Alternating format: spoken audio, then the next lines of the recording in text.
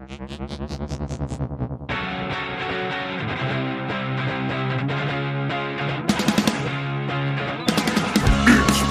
Collectors Club with Bryce, Michael, and Ivy. I know a story of high strangeness or two. Let's do this. Hey everybody, welcome to Bigfoot Collectors Club, the show where we talk to amazing guests and share stories of high strangeness. And boy, oh boy, do we have an epic of high strangeness beginning with this episode. I'm your host, Michael McMillan. With me always is your other host, Bryce Johnson. And your super producer, Riley Bray. Yeah. Guys, there are stories of high strangeness, and then there are what I like to call around here apartment destroyers. Oh, okay. Where I sit down to record the episode and I look around me and everything looks like it's been rifled through by government agents. I have too many books. Way, really? I have too many books on my desk. The laundry is unfolded. Furniture's been moved about. Do you have like action figures like portraying what took place in ufology? Yes, do not board that ship, no! Reenacting, yes. Role-playing to help me figure out the story. Dice, yep. This is one that I've been looking forward to and dreading for some time. That's a good word. Was I ready? Was I ready to take on and share with you guys the saga of the Men in Black? I'm not sure I was, but you know what? I leapt into the void, and I'm bringing you boys down with me. When you take that leap, Michael, you get rewarded, and this will bear fruit for you. Well, we'll find out, because if it bears fruit for me, it bears fruit for all of us, including our dear listeners.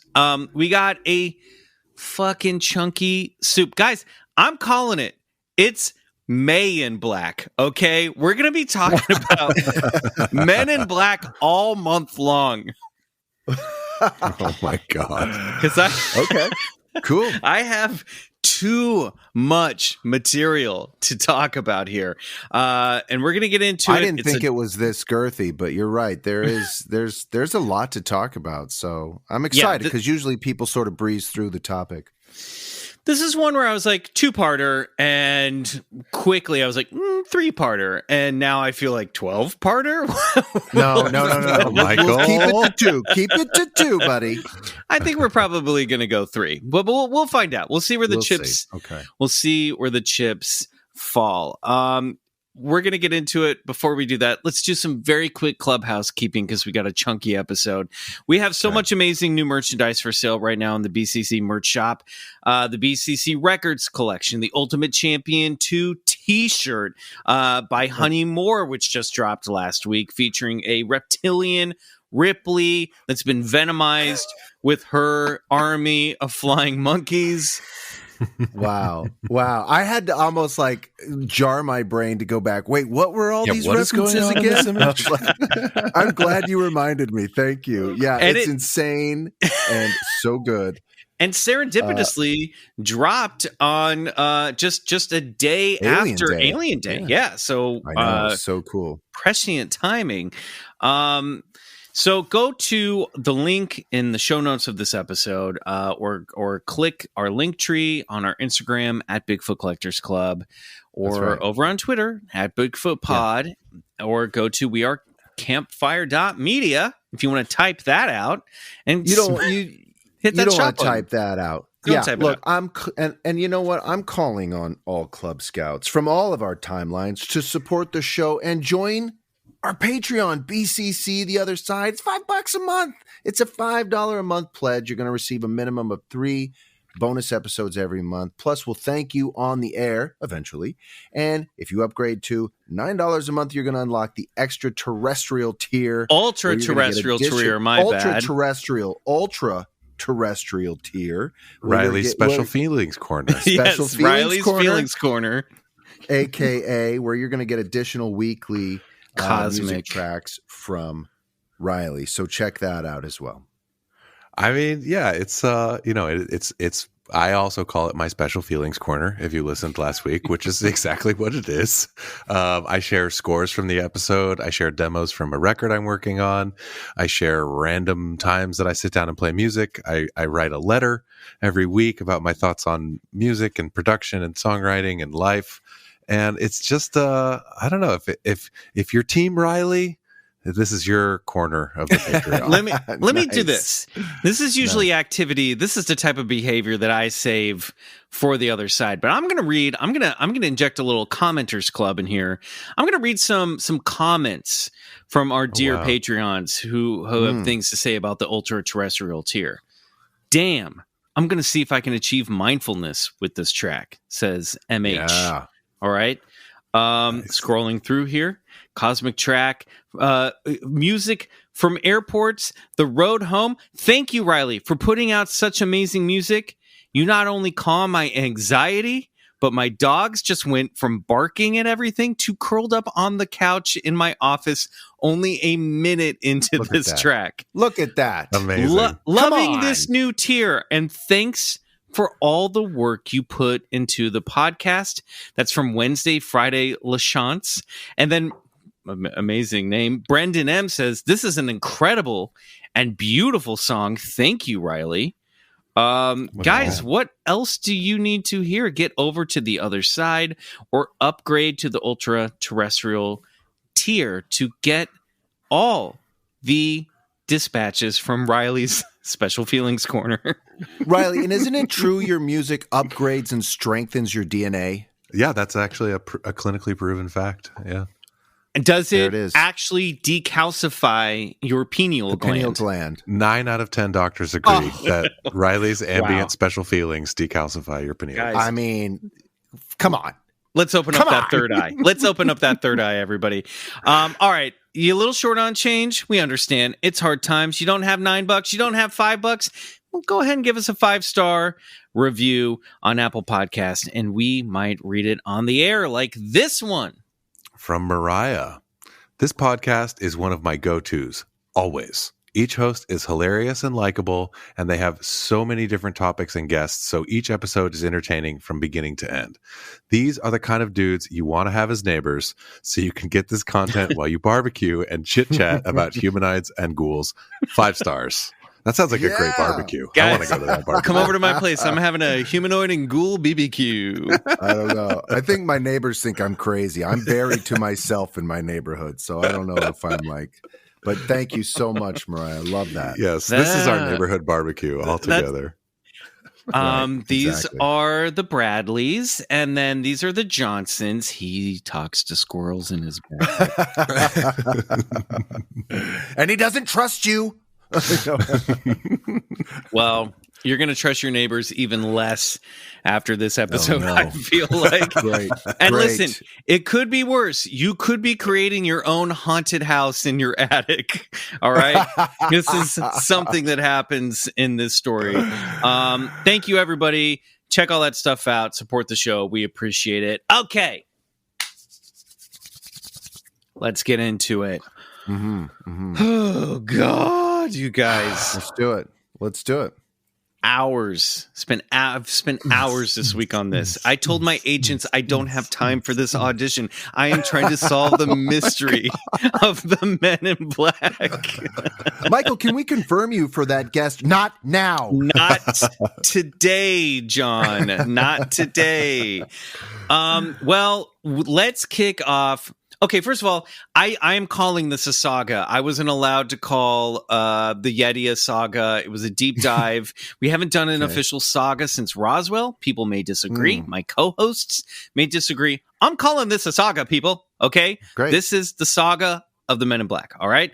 So we're kicking off all these deep dives each time we get into one by asking Riley, what do you know about the Men in Black off the top of your head?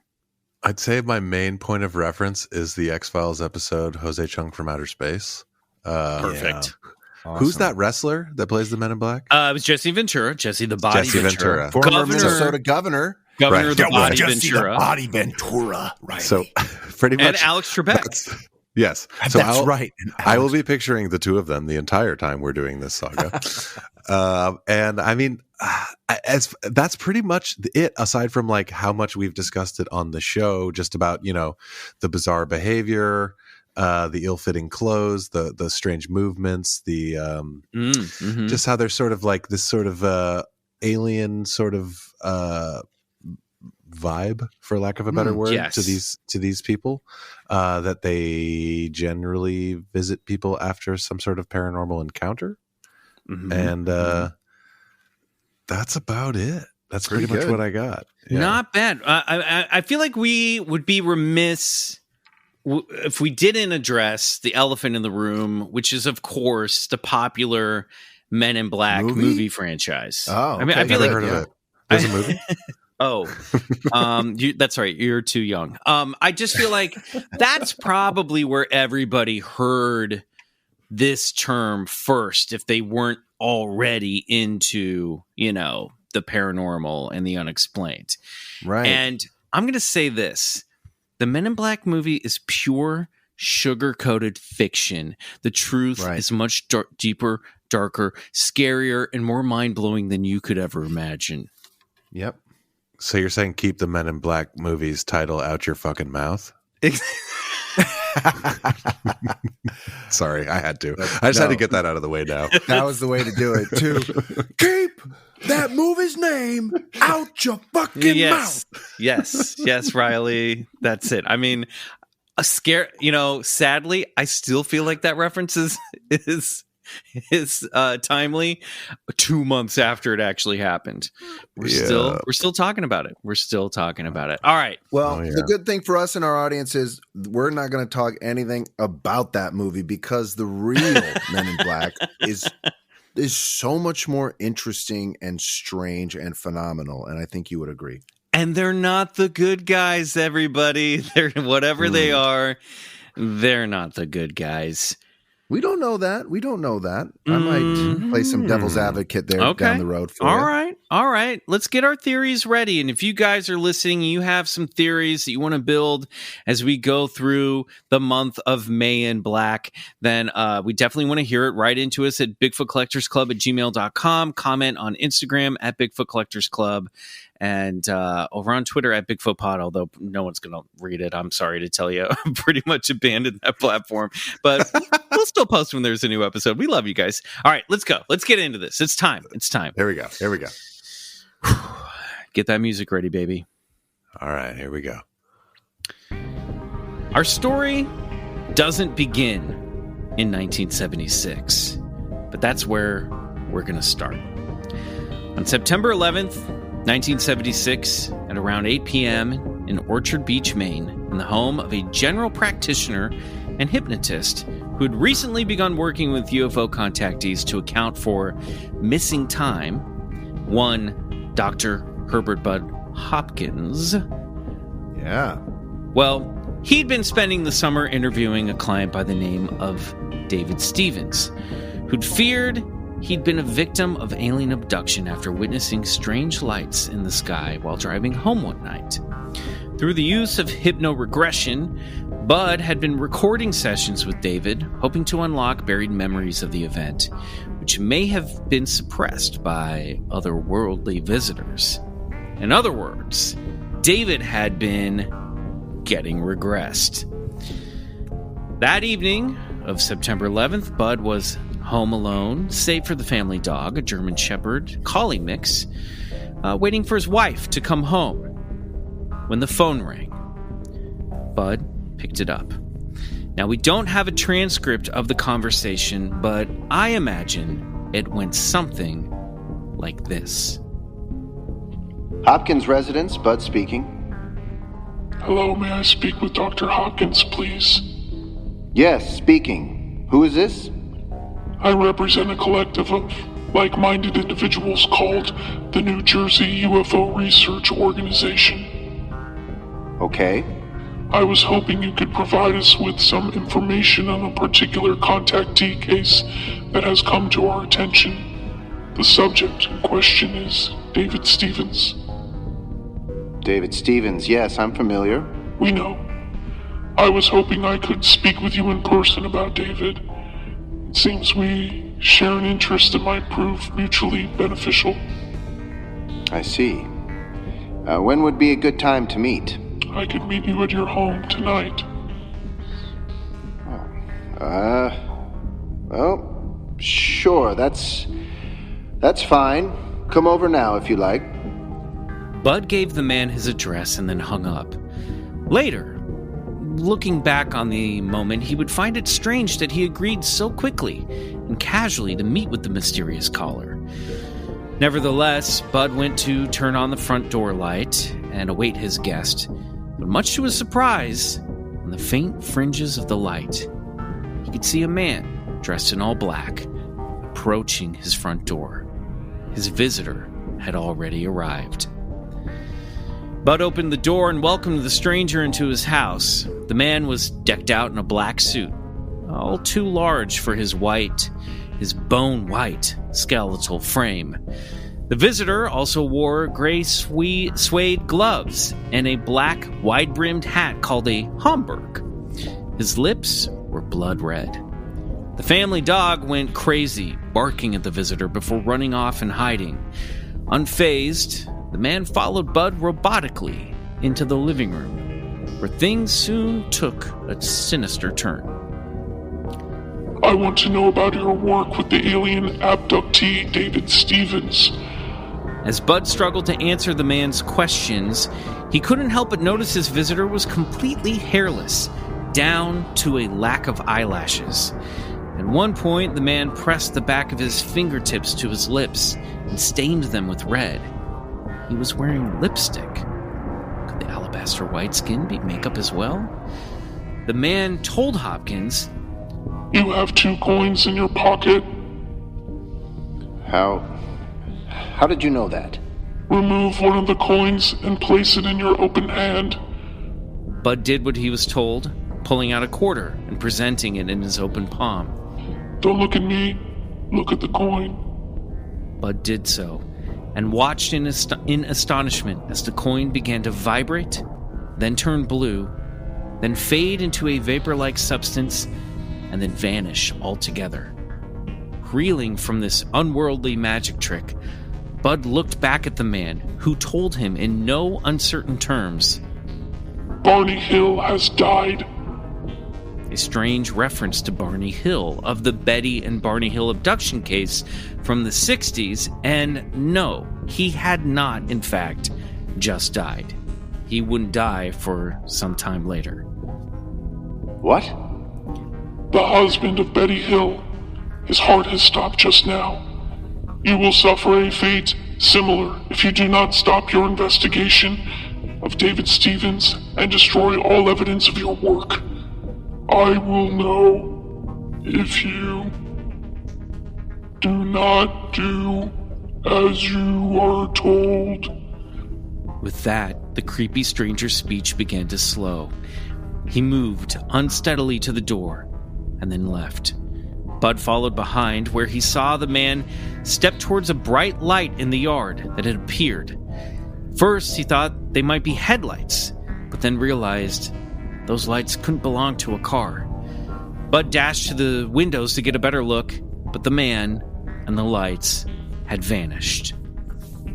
Bud stood there, wondering who had just threatened him, and how he knew about his work with David. When Bud's wife returned later that evening, she found her husband destroying all of his tapes and research. The man in black had put the fear of God in him. Or rather, not God. Something worse. Something evil. And it certainly wasn't from New Jersey. That's a good line. Yeah. It took a lot of me to hold back from responding as Bud. Now you just wait just a goddamn minute there. Now hold on there, you. Halfway through my MIB, I was like, oh, is this what it feels like when you're Jared Leto and you're acting? You're looking back, it was very Leto-esque. You're right. Yeah, he would actually make a terrific Men in Black. Wait, Leto-esque. That's a perfect liminal word for like novelty or something strange instead of strange. Oh, that was very Leto-esque. Very Leto-esque. Oh, my encounter with the UFO was very Leto-esque. I see. That makes sense. Yes. Well, looking into the history of the Men in Black, or MIB, is like peering into the face of one of the legendary entities itself. Intimidating, even a bit threatening. The image is before you, fully formed and striking, a tall, pale, white man dressed in a 1950s era black suit, complete with a fedora and sunglasses, standing on your doorstep, often accompanied by 2 other MIB on either shoulder, requesting vampirically to enter your home for a discussion about your recent flying saucer encounter. They evoke the essence of a government spook, a CIA operative, or FBI agent. Yet, there's something off about the whole picture. A closer look at the face, and you see it's mushed together like putty, almost haphazardly composed as if it took form in a hurry. You glance down at the feet and see wires running out of the being's socks and up into its pant legs. Its movements and gestures are off, stiff, robotic, clockwork-like, or like that of a newborn foal taking its first steps. The visage of an MIB is like a face you composed in a dream. Familiar, yet when you try to hold it in your mind, you can't quite place it. That's the story itself of the Men in Black. Fully material, yet at the same time, it feels held together by dreams. A nightmarish entity that evaporates in the morning light, much like a vampire. Yeah, that's good. That's good. And that's a good word. I think we'll talking about theories later, we'll want to sort of, I think, go into why you might have chosen that word, vampire, or, to suck something's energy or blood, or, it's a good word. Well, just in the nature that they also show up sometimes in groups, and they're asking to come inside, and it's very strange. They're very pale. So when it comes to the Men in Black, we must ask this question: what is real and what is fiction? In many ways, their story is the story of ufology, a blend of real and fake, a combination of truth and hoax, factual reporting and shared metafiction. The Men in Black personify the paranoia that comes for you after too many late nights of researching high strangeness, the eerie sense of the strange not only looking back at you, but coming to get you. Who knows? Perhaps I will receive a visit before this series is finished, although I truly hope not. And what about you, dear listener? I hope so. Yeah, I hope so. You hope I do? Yeah. I mean, that's good radio, It's true. It is. I was walking the dog today, and there was a black Tesla and a guy who looked like Magnum P.I., dark sunglasses, dark mustache. Wait, an Hawaiian shirt? No. That bad reference. More like a George Norrie type, just like, like kind of brooding. And it was something off about the car, and it slowed as I was walking. And the plate caught my attention. It was like TSLA, like Tesla 001. I was like, oh, that's interesting. What do you think, you're the first Tesla? But I was suspicious, Michael. Honestly, the other night, I was having weird dreams about alien grays. And I had a dream that the alien gray that I thought I saw appearing in my window way back in episode 0 had come back, and I was receiving messages that my neighborhood had like a portal in it where these entities would come in and out, right? and when I woke up from that dream, I had this thing that happens sometimes where like my eyes are closed, but I have those like spinning spiral checkered patterns, almost like millions of tiles shifting and making shapes when I close my eyes. You know what I'm talking about? Sometimes when you're like sometimes when you're like tripping on shrooms, you see stuff like that. You know what I mean? Yeah. Hypnagogia, different patterns and shapes, and it's sort of like manifesting your three-dimensional reality. Yeah, it's like those carpet patterns that you see spinning in front of you. Riley, help me out here. You know what I'm talking about, right? You like to do psychedelics. I mean, I see those sober. I don't know what you guys are talking about. Oh, apparently you didn't like my help. Okay, fine. But it was funny because as I was having that happen, I was like, and usually that I feel like that happens when I'm having like really heavy REM or heavy dreaming and I've just woken up. I started to see pale white faces and black fedoras emerge from, my God. And I was like, oh, these fuckers are trying to show up, aren't they? Oh, and man. I took a cue from a tip that comes in the book that we're going to get into, and we're not going to really talk about this today, but I was like, make fun of it, and it'll go away. And I just started picturing Bugs Bunny hammering all these guys over the head with a giant wooden mallet, and like suddenly the whole thing dissipated. That's awesome. Humor is the great weapon. Yeah. Yeah. Well, and like he said, we'll go into why he did that, why he used humor to combat it, because there's a theory, that some purport that, perhaps these entities, these men in black, they thrive on human fear. And so they're actually feeding on it. And this is where they get their juice to live and manifest in our own reality. But they need that emotional human fear. And Michael combating it with the idea of this joke sort of short circuits that program. They go, cannot compute, and out they go. Riley, you better start getting silly over in Riley's feelings corner, because seriously, they might want to head over there. I'll take my strange Tesla over pale white faces in a dream any day. Oh yeah. It was creepy stuff. And what about you? Dear listener, are you prepared for a visit from the MIB? You might want to be, because we're about to take a deep dive into the mysterious nature of these shadowy figures and their dark origins. For this is the saga of the Men in Black. Bum, bum, bum. Primary sources for this week's episode come from The Real Men in Black by Nick Redfern and They Knew Too Much About Flying Saucers by Gray Barker. Part 1. Chamber of Horrors. Most ufologists attribute the popularization of the Men in Black phenomenon to two men and saucerists, Albert K. Bender and Gray Barker. Although the root of the MIB's origins are possibly based on a flesh and blood encounter with Albert Bender, there can be very little doubt that Gray Barker, a controversial figure in the field, and let's say reality heightener, didn't dress the narrative with a fuck-ton load of bullshit.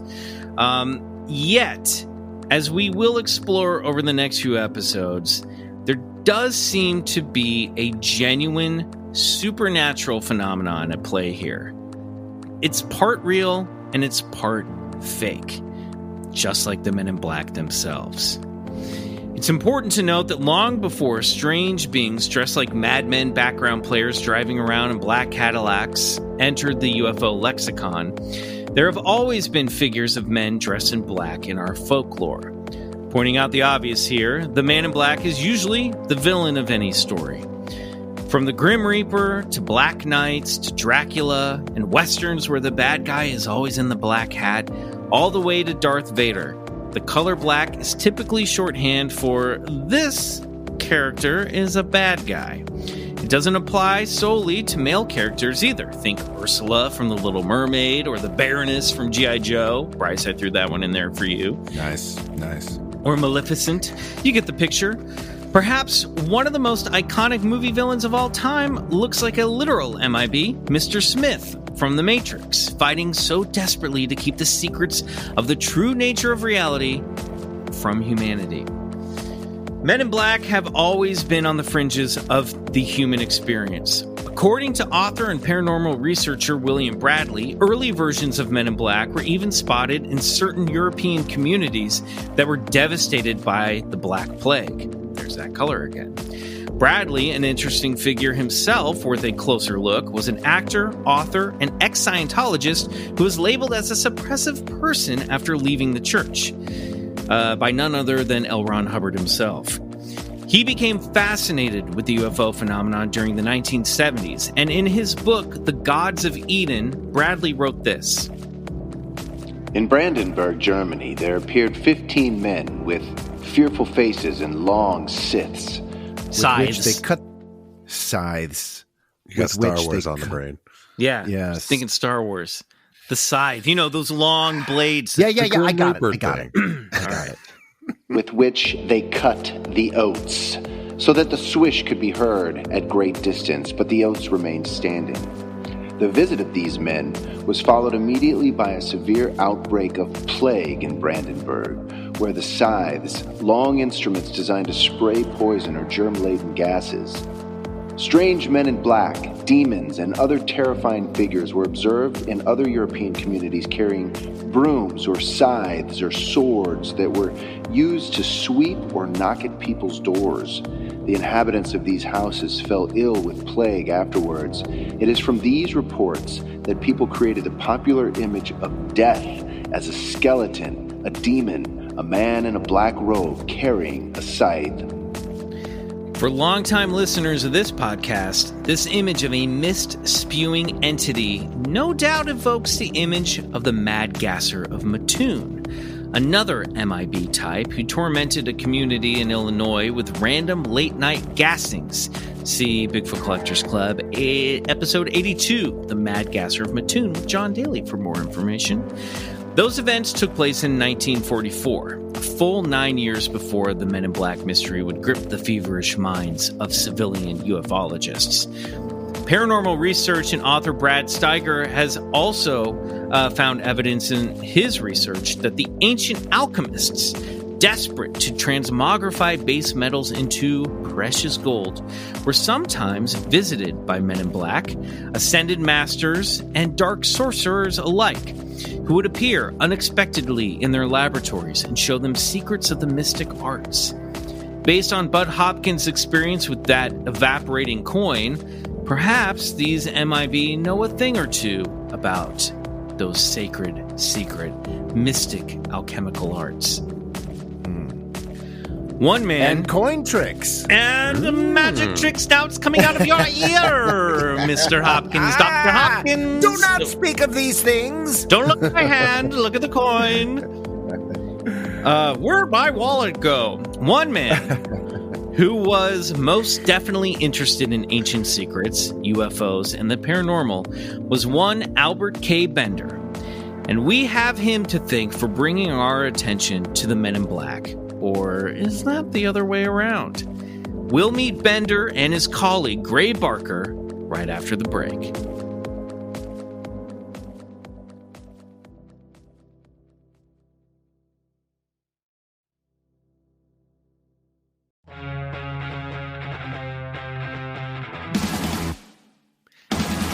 Albert K. Bender was a resident of Bridgeport, Connecticut in his 20s.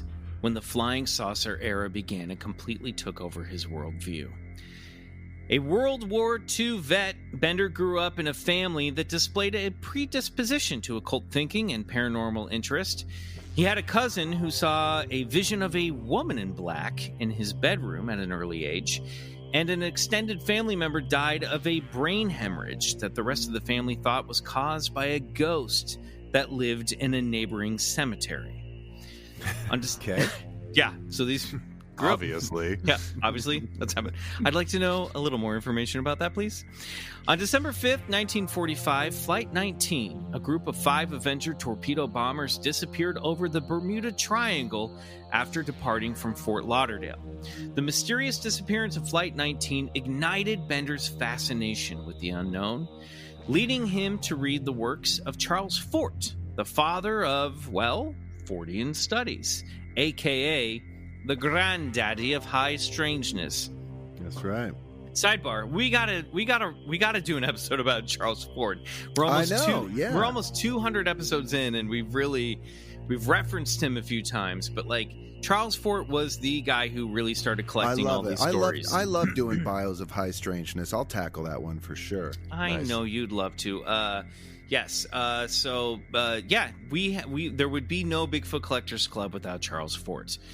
Bender's fascination with the unexplained blended with his interest in the occult and gothic horror.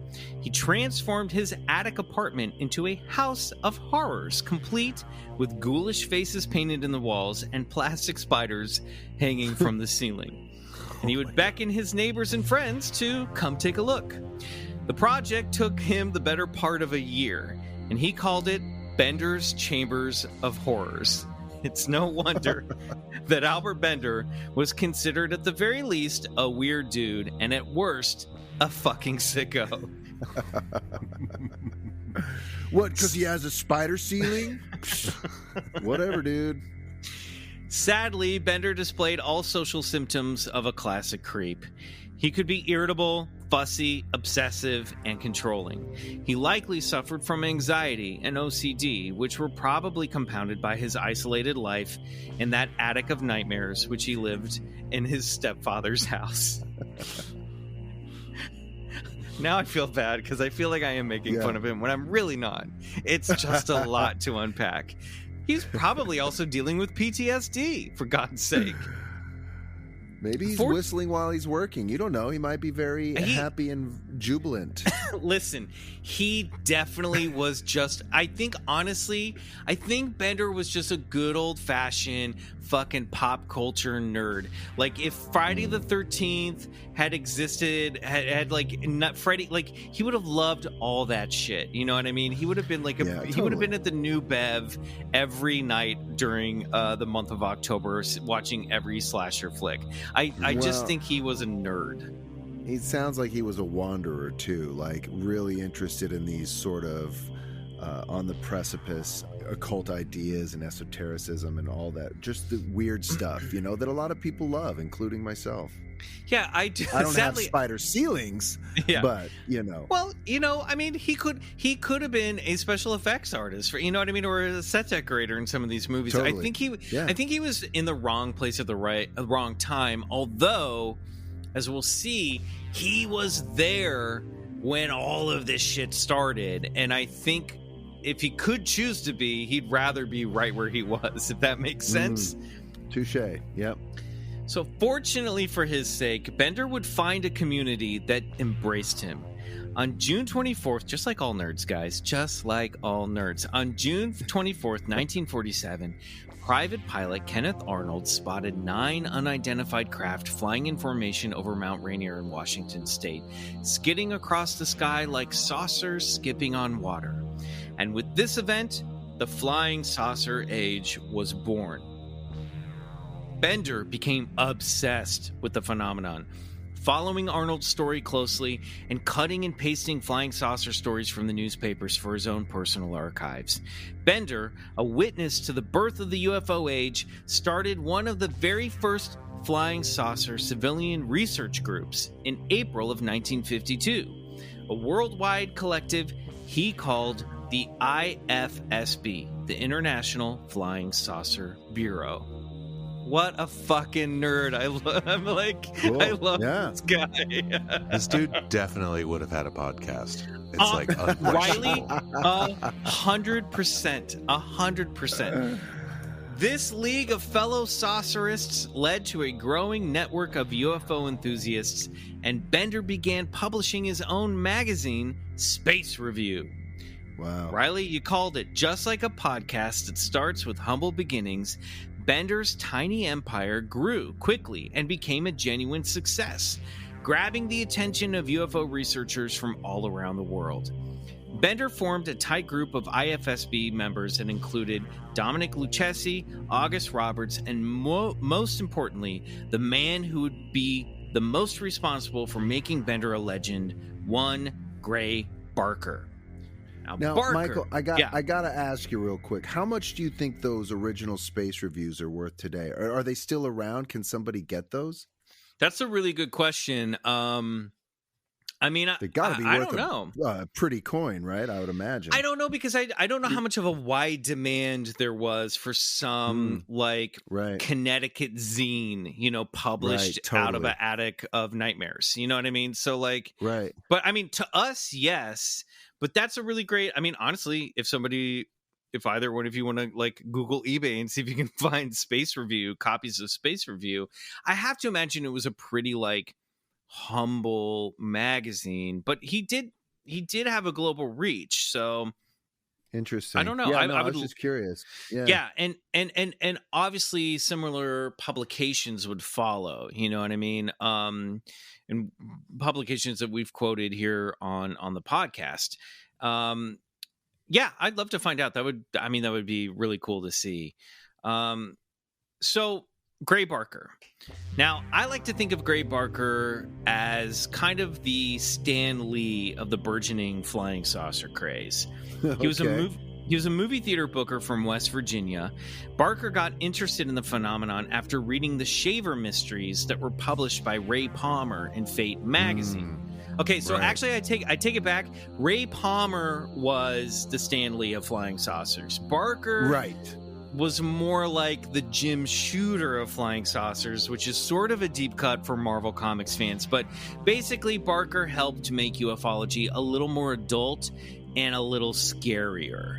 I think it's safe to say that without Gray Barker, or maybe without him, but he's basically the one that injected the family-friendly sci-fi boys magazine flying saucer craze with the holy shit, they're lying to everybody conspiracy theory stuff. You know what I mean? Gotcha. Bryce, give us a little bit of background, what you remember about the Shaver Mysteries that were published in Fate magazine and Amazing Stories.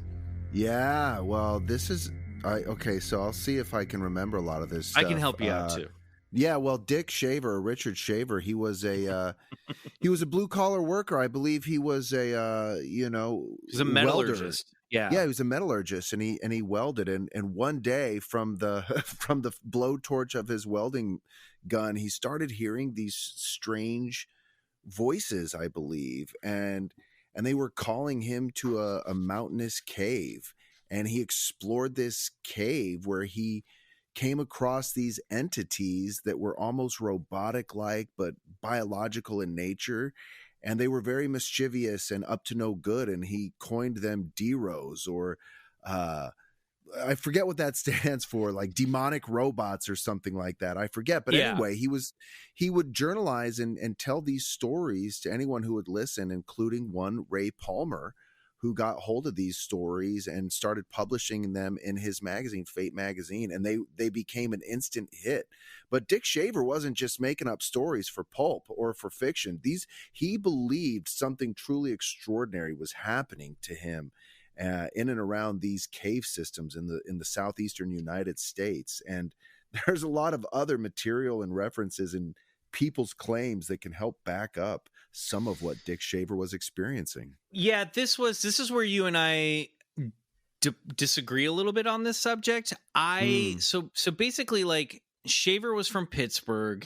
He wrote a letter into it was either Amazing, it might have been Amazing Stories at the time, which Ray Palmer wasn't yet the editor of.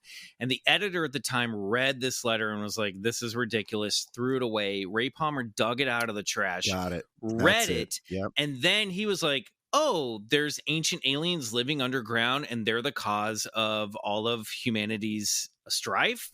Like, if any negative feeling is actually caused by one of their evil ray guns, there's something here. And then Ray Palmer took Dick Shaver's letter, embellished it, gave it a little bit of a nudge, and then that became popular, and that encouraged Dick Shaver to send more stories in. And so I think it was actually the beginning of, now whether Richard Shaver thought there was truth to this or not, I think that is absolutely up for debate. But to me, these Shaver Mysteries were sort of the first one of the early examples of the Blair Witch tape, where it was metafiction that was meant to feel like something real, that then became popular, but instead of people all realizing it was just a movie, that this Blair Witch Project wasn't actually a tape that was found in the woods, people started to go, no, it's a fucking tape that was found in the woods, and this shit is real. And all of that started to pile on, all feed in on one another to the point where you couldn't figure out where the truth and the fiction began and ended, right? Yeah, totally. And I could see why, because I sort of see it differently, as I see Dick Shaver as just another contactee and experiencer who had just a plethora of stories to tell, from downloads he was getting off planet and just like his experiences in the caves, and he would send these in to Ray Palmer. So whether he was fictionalizing or not, or these were experiences he was willing to sort of go on record with, I'm not quite sure. But also it's going through the hands of Palmer, who was, that's right, punching them up. So absolutely, it's all, to me, it's there. You can kind of look it up. I think this was one of those things where it was like, it's as if people started to think, oh, like War of the Worlds radio broadcast, maybe this stuff is really real. You know what I mean? Right. And kind of became what a lot of internet conspiracy theories are today. There's a little truth here, a little bit of this. It all connects to these other things. And now I don't know. Now suddenly I'm down like a YouTube wormhole and I believe everything about the Shaver mystery. You know what I mean? Right. Totally. And bad idea. Gray Barker was really into this, and like really into, he followed that story. And the other curious thing is that Ray Palmer, and I know we're going off on a tangent here, but it is kind of important. Ray Palmer at one point was just like, okay, all done. He just ended the Shaver Mysteries after a 5-year saga, and he was just sort of like, I'm done. Let's move on. So wow, interesting. It all just kind of ended, but a lot of the stories and ancient alien stuff and Lemuria and Atlantis and stuff that Shaver put into those stories, they all kind of bled over into ufology, and a lot of people would cite his work as foundation for part of their UFO and ancient alien theories, right? Almost like drinking from a tainted well for the last 40, 50 years. Yes, and that's what I'm talking about when I say that the whole Men in Black thing is very strange, because it's partly truthful and it's also partly fiction. And this is where, when we get into this era of ufology, it's really hard, unless you're really going back and looking at the context of how all of this stuff came out. It's really hard to figure out what was actual accounting and, true events, and what had been punched up for these publications and some of these early books that were just looking to capitalize on the flying saucer phenomenon. Gotcha. That being said, I think Ray Palmer really did believe in the existence of UFOs and all of this stuff.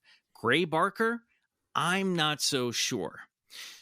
Okay, wait. Before we move on, though, while you guys were chatting, I went quiet for a second because I found one single copy of Space Review, Volume 1 from 1962 on sale online from some obscure book site, not Amazon, and I bought it. So that's coming for the Clubhouse Library. No, you just bought it? Wait, 62. What did you pay?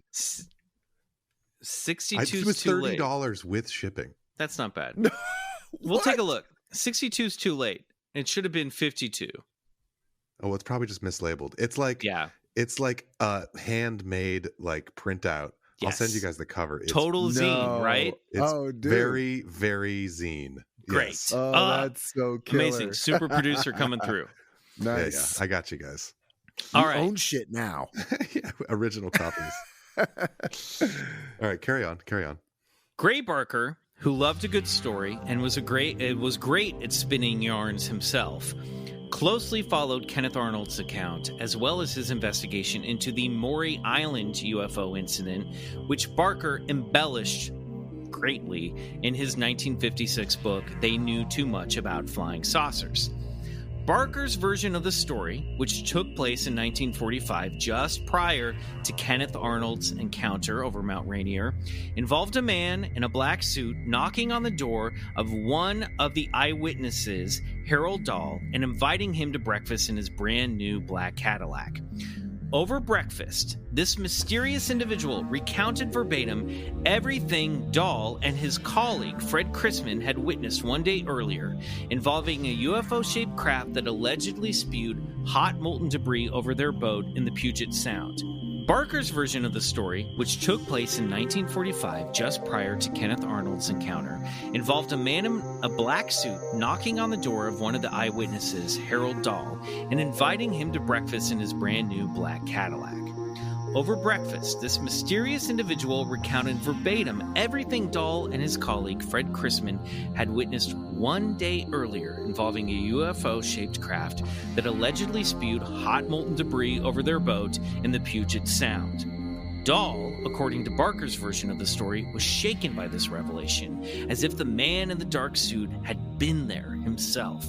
The man then warned Dahl, "What I have told you is proof that I know a great deal more about this experience of yours than you will want to believe."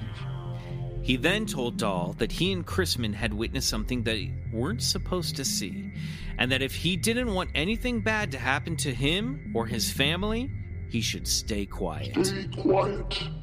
Yes, stay quiet.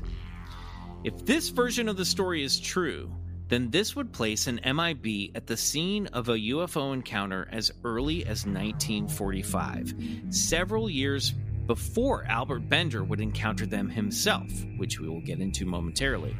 However, so much about the Maury Island story seems to be a hoax, or at the very least, fishy, so I wouldn't be surprised if Barker took what happened to Bender and then simply retconned this whole story by adding a man in black to the Maury Island case when he revisited while writing They Knew Too Much About Flying Saucers in 1956. That's the problem with Gray Barker. We can't really trust his word on anything. This is also why, ufology is sometimes so frustrating to unpack, and why so many people just give up and call it all horseshit. But not Michael McMillan. Not me. Not Bryce Johnson. And certainly not Bryce Riley Johnson, Bray. not Riley Bray. No. Here's UFO researcher Jerome Clark's take on Barker, as told to Nick Redfern from the book The Real Men in Black. Barker started out as a serious figure, but relatively early realized that he was never going to solve the mystery, so he might as well have fun with it. Thus, all the exploitations and even outright hoaxes. Only he would have known what he really believed. And yes, he was a magnificent storyteller. For more on the Maury Island UFO incident, check out BCC 46. Anyway, back to Albert K. Bender and his growing UFO researcher empire. Things began to take a dark turn and a paranoid turn for poor Bender during the height of the IFSB's activity. In July of 1952, during what surely was a very busy summer for Bender's members, I mean, a huge flying saucer flap was happening across the country. Best summer ever. Yeah. Bender's greatest summer. Bender received a strange phone call. His stepfather was gone, and Bender was home alone, so he answered the phone. He picked up the receiver. Hello. Silence on the other end. But Bender could sense a presence. Someone was there. Hello? Hello, who's there? Huh? Who's there? Still no answer. Then, suddenly, Bender's head began to spin. He stumbled, dropping the phone and clutching his head, which was suddenly on fire with pain. Bender crawled into bed, where he stayed for the next few days. Hold on. My stirring performance awoke baby from her nap. She thinks someone's at the door. I have to let her out. Stand by. Now that's an actor. Am I right? That's funny because Violet just got up and came into the room with me. Usually she sits here the whole time that I podcast. Ladies and gentlemen, acting. Poor Wow. baby. Are you sure there isn't an MIB at your door? Oh, what? All right, you back? I'm back. Oh, yeah. Okay, We're back. great. Let's do this. A few days later, Bender was finally feeling better, so he went to the movies. After the film, on the walk home, Bender couldn't help but feel like he was being watched. When he got home, he headed upstairs to the attic when suddenly he stopped cold in his tracks. There was an almost supernatural glowing light shining through the cracks of his door. Bender burst into the room where he was greeted with the smell of sulfur and a harsh light that briefly blinded him.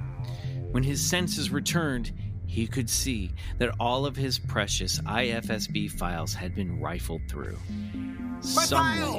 Someone had been going through his things. My things! Over the next few months, Bender tried to shake off the incident by spending time decorating his Chamber of Horrors and going to the movies. How I'll spend time with my precious... what'll make me feel better. My precious plastic spiders.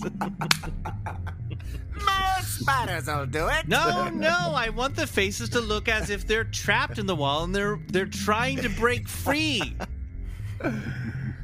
However, it should look as if the wall is a stomach and the faces are trying to burst through the membrane. I wrote Space Review. I'm a big deal. However, on one such visit to the movie theater, during the film, Bender started to feel dizzy again. His head buzzing, he looked over to see a well-kept man in a black suit with bright, light bulb glowing eyes materialize before him a few seats down the row. A wave of nausea hit Bender as the migraine came rushing back.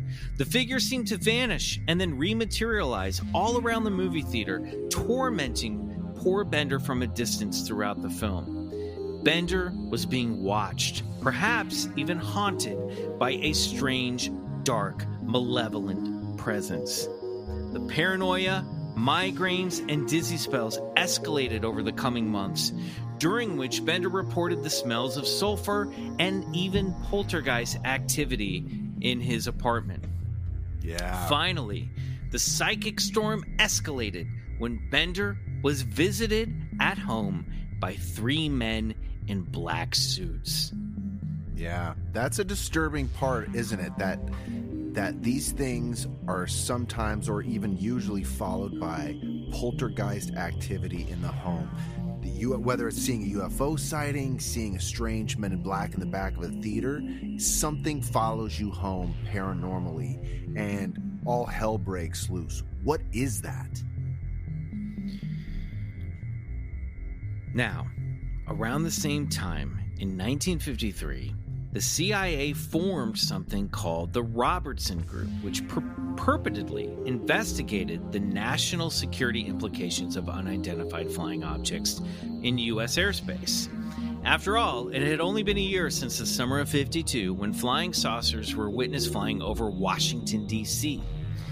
It is very likely, in fact, highly probable, that at least the FBI and or maybe the CIA were keeping tabs on civilian UFO research groups trying to get to the bottom of the flying saucer mystery by sharing all of this information, especially ones as popular as the IFSB. Also, what a great resource for the FBI, because these are the people that are gathering all of the eyewitness testimony. Yeah, 100%. And look, if you're questioning whether or not like J. Edgar Hoover's new burgeoning agency would be interested in like little UFO groups, let me tell you, absolutely he was. He was interested in the Soviets taking advantage of these groups and propagating misinformation, disinformation, or even you have to remember the effect of something like War of the Worlds that took place. So, Edgar Hoover was worried that they might use this UFO thing to cause a diversion, giving them the impetus or surprise moment they needed to do a surprise attack. I guess this is also where I should pause and say that I think that we're guilty of continuing a overhyped legend that so many people believed the truth about War of the Worlds, and that many listeners have pointed out to us that was probably maybe not factually accurate. However, totally. However, these civilian groups, these UFO clubs, these researchers, part of all of this information was sharing the idea that the government wasn't telling them everything, right? And so it seems to me logical that where there's mistrust of the U.S. government, there's room for, let's say, in Hoover's mind, in the FBI's mind, in the CIA's imagination, that seems prime for a Russian spy to slip in and start pushing more distrust of the U.S. government out there, right? Yeah, that's a great point. Yeah. And so they're going to be interested for a number of reasons about what kind of information these groups are sharing. Also, this is around the time that the CIA during the Cold War started MK Ultra, and we're beginning to do black psyops experiments on civilians. This is all real stuff. This, you know what I mean? And so I could see their interest in maybe popping around to intimidate people just to see how they react, or maybe showing up. Learn the lingo. Learn the lingo, but also like, you know what? Let's shut these guys up. But what if we put on white makeup and red lipstick and act real weird, so when they tell their friends about it, they'll sound fucking crazy, and therefore make the UFO stuff sound crazy?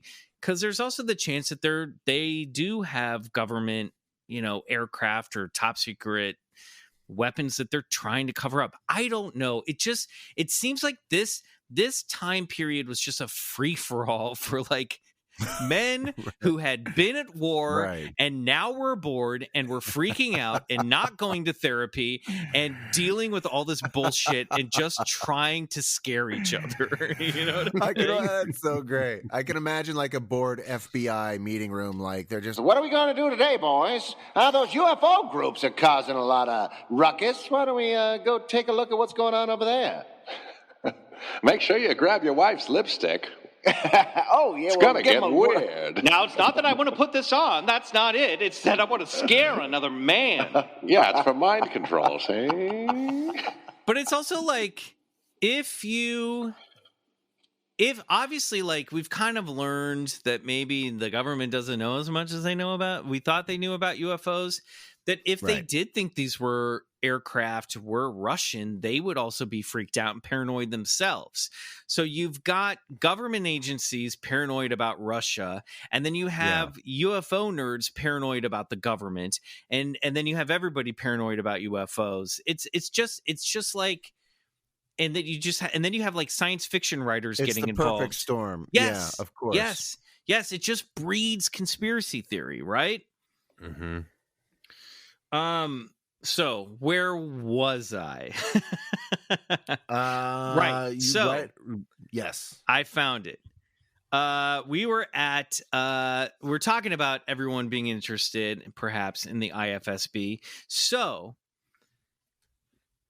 maybe a trio of G-men showed up at Bender's place that night to put a little fear of God in him. And maybe he was getting too close to the truth. According to the first version of the story about the visitation of three men in black suits to Albert Bender's wonderful attic in 1953, these three men revealed to Bender the true nature of UFOs.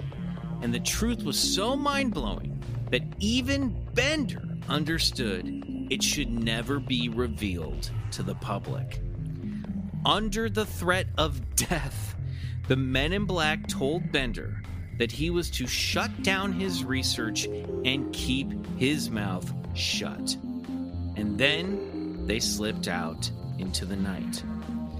The whole experience seemed to upset Bender so greatly that in October of 1953, he canceled Space Review and closed the shutters on IFSB. Wow. Gray Barker claims that he begged Bender to tell him who the men were and what had happened, what had they told him. But Bender refused to elaborate. If the men had shown Bender any government credentials, he was not speaking. There was no way he wanted to incur the wrath of the Men in Black. Bender's closing statement on the whole ordeal, printed in the final issue of Space Review, speaks for itself. We would like to print the full story in Space Review, but because of the nature of information, we are sorry that we have been advised in the negative. We advise those engaged with saucer work to be very careful. And that was the end of the IFSB. But it was only the beginning of the MIB. Over the next 50 years, many others would come forward with tales of strange encounters with these dark visitors, including their appearance in the town of Point Pleasant, West Virginia, during the reign of the legendary Mothman. Yeah. And we'll get into all of that in part 2 of The Men in Black. Wild. All right. Wild. There you go. Pulling the threads, man. Pulling on them threads, man. Riley, now where's your head at? I just want to like find all these vintage books. And, You've been just looking at old magazines for the past 10 minutes, haven't you? No, I haven't, but I'm really excited about my copy of Space Review. I'm just sort of like fantasizing about it. I don't know, man. This is like, it's so like layered and bizarre, and these guys are like really kooky characters that I'm very intrigued by. I don't know what to make of it. To me, it feels like some psyops kind of vibes. Yes. Like you're saying, like early MK Ultra, like toying with kind of the paranoid sort of fringe people. I'm excited for you to convince me otherwise. I'll say that much. We're going to get into it. I think that it's probably likely that Bender was visited by just some suits, some G-men, and they were like, what's this shit? What's going on here? I think Bender was possibly having a psychotic break. I think he was probably very paranoid, under a lot of stress, had a lot of underlining, maybe mental health issues that weren't being addressed. And he was somebody who, because apparently this period of paranoia just lasted for so long that I wouldn't be surprised that he had some kind of psychotic break. And then when you have government dudes showing up on your doorstep, it just reinforces all of that paranoia that you've been going 100%. through, right? Yeah. But I don't know. And I don't know how much of it has been filtered through Gray Barker and him taking what had happened to his colleague and punching it up. But right, of course, yeah.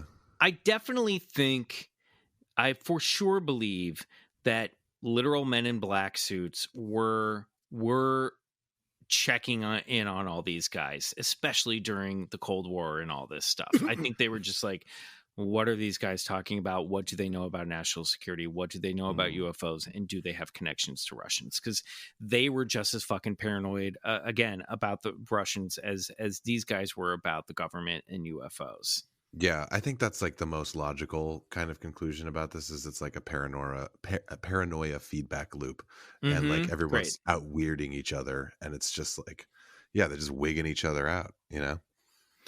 But then you get into these stories of like Bud Hopkins and you're like, okay, what the fuck is this? Right? Yeah. Well, look, right. I offer a different view. I mean, look, let's just say that perhaps it was something more supernatural, you know, perhaps they were feeding off of, you know, perhaps these visitors, like the UFOs themselves, they transform and they manipulate over time. So perhaps these visitors to Bender's strange apartment and in the back of that dark movie theater, you know, sort of presaged itself as, you know, Gary using Bender's own thoughts and sort of mind paranoia manifested as somebody in a dark suit and with a dark hat that might be considered like a man of the government, you know. But when upon closer inspection, it's falling apart at the seams. The face doesn't seem right. It doesn't move. It doesn't talk right. And when they come in threes and they put hands on Bender, he goes into some, boom, lights are out. And the next thing he remembers is some phantasmagoria story about being whisked away to a base in Antarctica. Well, wait a minute. You're getting ahead of ourselves here. We're not there yet. Okay. We're not coming there attractions. yet. Okay. Sheesh. But good. I'll stop there. But let it just be said, maybe these weren't, just men from the government, but entities sort of, putting on a coy disguise using the most darkest recesses of Bender's mind, paranoia, government. I will say I like to that read on it. Yeah, that's fun. Yeah. And I will say to that note that they are for sure, whatever they are a blend of Bender's imagined G-men from the government mixed with his occult of Gothic lore. So they are part vampire and they are part government spook. You know what I mean? Right. And that's why I think they behave in the way that they do. Yeah, man. Some All right. strange little brew. Guys, I told you, May in Black, get ready. We're going to get into some weird shit. All right. Before we sign off, let's get some plugs. Boys, what do you got? Riley. I mean, I just haven't brought it up in a while, but maybe follow me on Instagram. Great. I'm at Peace Drone. I use social media now, so and I have for a little while, and I'm actually kind of enjoying it. So and good at it. I mean, if you want an artful follow, you're gonna get better shit off Riley than you will me, for sure. Not that it's a competition, but thank you. No, very much. but I mean, you've got yours feels very curated and stylish. I think people can appreciate that. I'm putting in the effort. On brand. Yeah, give me a follow at Peace Drone. That's my plug. Great, Bryce. Cool. You know what I'm shaking you down for? Expedition Bigfoot on Sunday nights, Travel Channel Discovery Plus. You don't want to miss it. Be there. Fantastic. And I have another podcast, Slate Your Name. Check it out. Talking to actors about all the things that we worry about and all the things that are fun about our business. So check that out wherever you get podcasts. Guys, thank you so much. Hope you enjoyed this week's episode, part 1 of Men in Black. Stick around for the rest of the month. Until next week, good night. And go get regressed. Oh, there's someone knocking on my door. Could it? Do not answer it unless it's with a joke.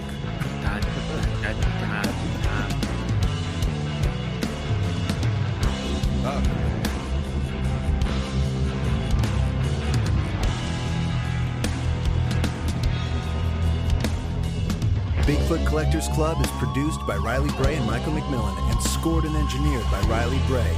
Our theme song, Come Alone, is by Suneaters, courtesy of Lotuspool Records.